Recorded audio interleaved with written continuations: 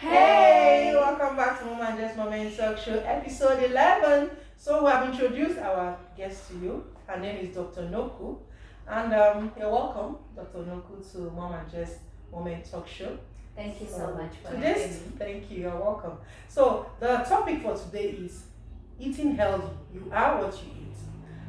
Dr. Nokhu, please, we would like to have a little bit, want to know you. Just, let our viewers get to know you and to be before we start off. All right. Hello, everybody.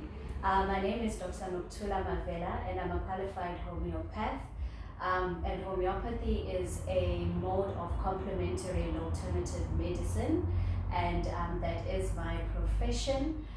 With a deep passion for indigenous knowledge, especially in terms of medical practices, as well as keeping healthy, staying healthy, and doing the best that we can do to preserve our bodies and keep them functioning to their optimum best. Oh, you're welcome. That's a whole lot. So, having said that, I know you guys know that she knows her honors, eh?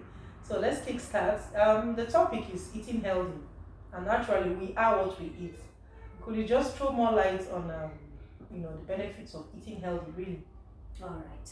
So most of the times we are not eating just to fill our stomachs, just to get the hunger away. We are eating to nourish our bodies, and for your system, which is the entire human body, to function well, it needs nourishment, it needs energy, and we get that from the foods that we eat, be it from being carbohydrates, proteins, vitamins, antioxidants, etc. So when we eat, we must always be conscious that we are not just eating to fill our stomachs, but we're actually eating to make this beautiful machine, which is our human body, function well and at its best. And eating is a very important part of who we are in terms of preventing disease and as well as managing disease. Oh, thank you so much. So, as much as it manages disease, it also helps us to, function well, our system and all that. Being that I know that, when you're watching your weight, like myself now, I just started my health journey.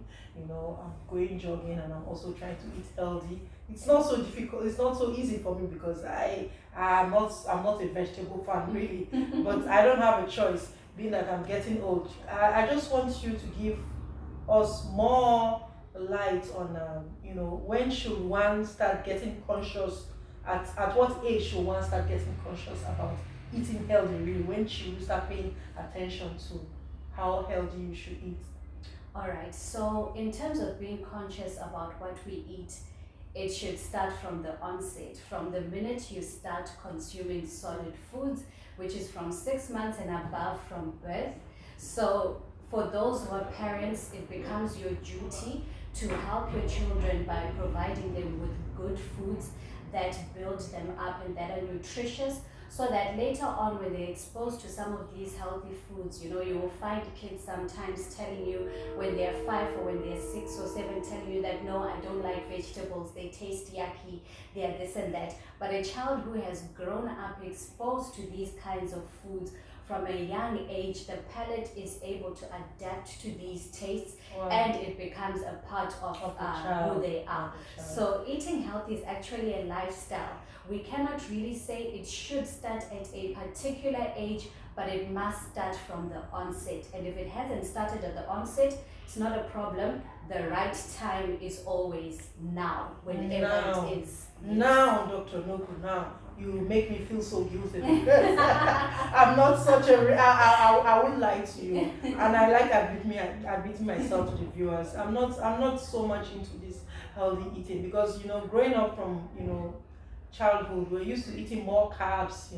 I got to South Africa and I realized that they do more vegetables, so I'm starting to learn how to inculcate the vegetables into eating and making it more fun for my children. But being that I never started from the onset, I'm still struggling with making my children adapt. So what interesting tips could you give for the likes of Jess that likes keeping healthy? Right. Jess, could you just share a little bit about your health journey and your desire for eating healthy? Probably the question should come from you instead. So I have a question for her, and hope to get an answer for this, but the question is, what can like people my age do to like eat healthier? Like what information would you give them? All right. So at your age, you're quite busy, you're going to school, you're studying, and you're also quite active as well, doing extracurricular activities like sports. So number one, you need to keep your energy up. So for young people who are quite active, actually carbohydrates become a good thing because they serve as a source of energy. However, when we select these sources of energy, we have to make sure that they are healthy choices. So we don't want to take too much of refined carbohydrates like your white breads or your carbohydrates that have what we call a low glycemic index, which simply means that they give you a rush of sugar instantly or energy, and then after a short burst of that energy, it drops and then you become tired. So you want to go for things like whole grains, things like brown rice that give you a more sustained energy, and then as well as calcium because you're growing, your bones are developing, vitamins as well, antioxidants as well to boost your immune system to keep you well, fit and healthy, and more so specifically for young ladies as well. We really want to make sure that they're having enough of iron and folic acid, as this helps as well as they go through reproductive cycles. Wow. I see that she's really into natural science, just like me. So at least we have something in common. Wow. And been mentioning this issue of folic acids, because sometimes I notice with young girls and even myself, when you get that monthly cycle, you feel the headaches, you get the tummy cramps, and all of that. How could healthy eating, at that point in time, serve its purpose? All right, so what is most important there is keeping your vitamin B12 levels up, your iron levels up as well, your folic acid levels up, because that's going to help with replenishing the loss of what you're losing during that monthly cycle, and also prevent you from becoming anemic because obviously you are losing some form of blood flow. And then foods that are rich in magnesium actually help with countering the pain as well associated with that, and foods as well that help with improving your mood, because you find that when that time comes you feel somehow irritable, moody, a bit not interested in so many things. So foods that help to raise your serotonin levels as well, chocolate being one of them, but preferably dark chocolate, also help as well. Wow, thank you so much. Can you throw more light on the kind of foods with all those supplements or you mentioned? What type of foods fall into those kind of? All right, so let's say for your iron, spinach is a good source of iron, but just be wary as well that when you cook these foods, are you cooking them in the right way that preserves the nutritional value, or you're cooking them in such a way that at the end of the day there's too much heat and that destroys and you lose much of the nutritional value. So try not have more steamed vegetables as well as dark colored leafy vegetables as well, good sources of iron, folic acid, your B12s. So as well as offal meats such as your liver as well help to replenish that. Wow, thank you so much. I'm learning a lot, Dr. Nokhu. So having said that, how often should one go for grab a burger or pizza? Should we totally do away with that, because I sometimes want to have a pizza and All right. So of course we all have or reach a point where some days it's not easy to prepare a well-balanced full cooked meal at home, and there's convenience of fast foods. However, we should make the right choices. So when you do go out for takeaways, there are restaurants that actually provide healthier options as opposed to those that are not so healthy, where you find that probably the fries have been refried over and over and over and over again in oil that is no longer good, that has gone rancid, or some of these foods have been stored for a very, very long time as well. So there could be spoilage issues as well, but they are masked with things like flavorants or colorants that are added. So just being cautious, yes, of the choices that you make. It's not so bad, but you can obviously choose what is more beneficial to you. Like even your pizzas, instead of going for one that's loaded with a lot of processed meat, processed cheese, there are vegetarian options as well, even if you do take a meat choice.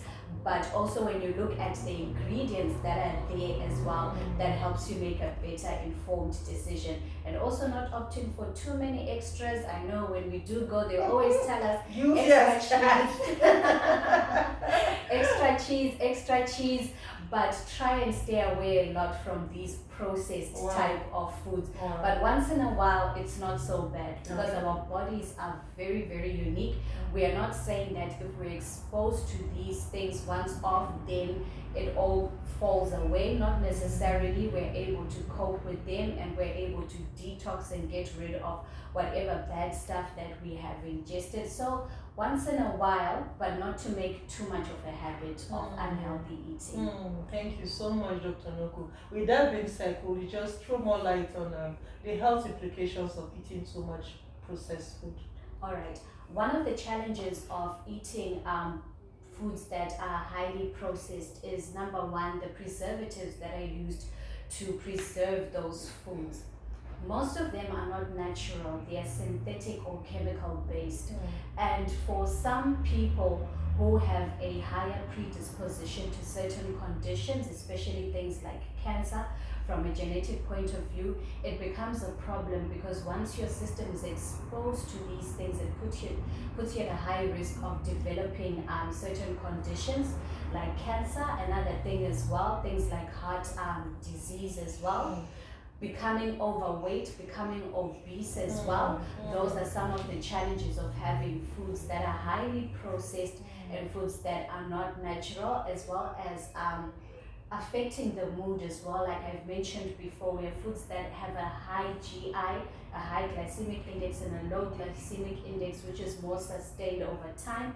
So if you take a food that gives you a sugar rush and a bolt of energy, then after a few minutes or a couple of hours, it quickly drops down. That puts you down and makes you not to be effective throughout the day. So we're very conscious of those types of foods, especially things like white breads, cookies, biscuits, those types of things as well.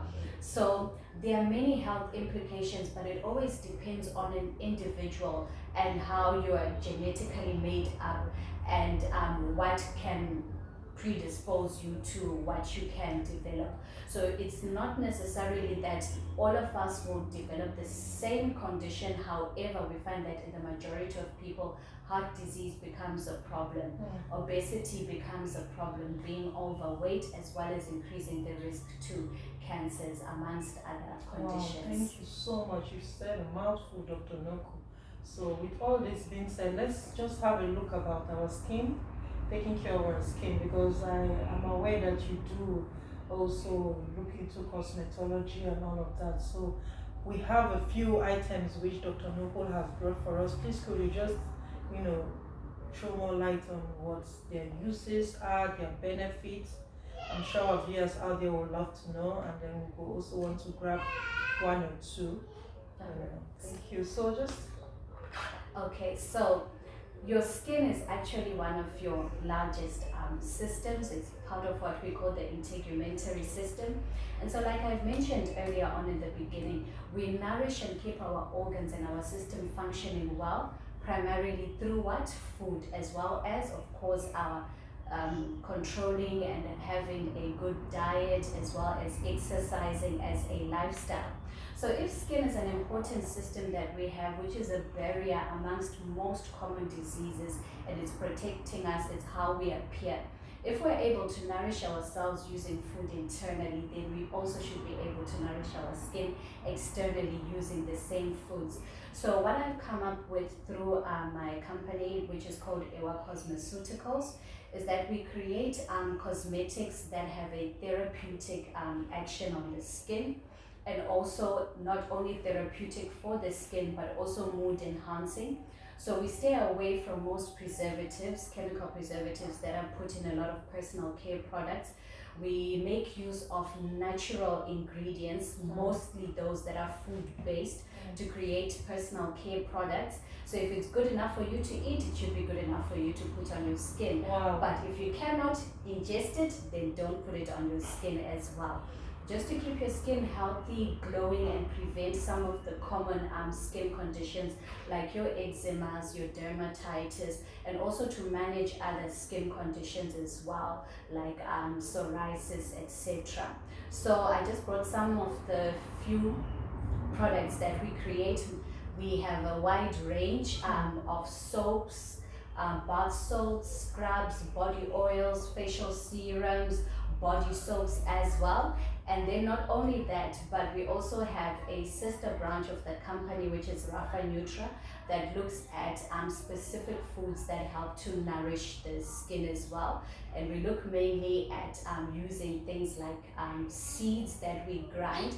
So instead of having a solid or a carbohydrate to accompany a meal like your normal pap made from mealy meal, we actually use seeds that we can cook in the same way and produce the same type of food. And they are healthy, packed with a lot of fiber as well as essential fatty acids that help to nourish our skin and keep it from getting too dry.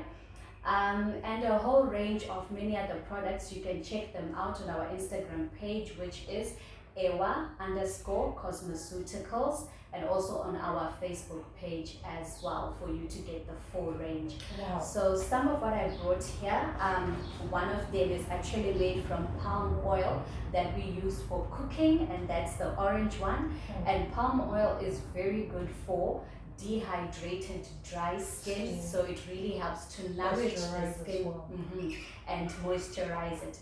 Then we also have another one that we mix with things like lemon juice, camwood powder, sandalwood powder, that help in us achieving an even tone, because all of us want to match our face, our nails, everything to have that, achieve that even tone.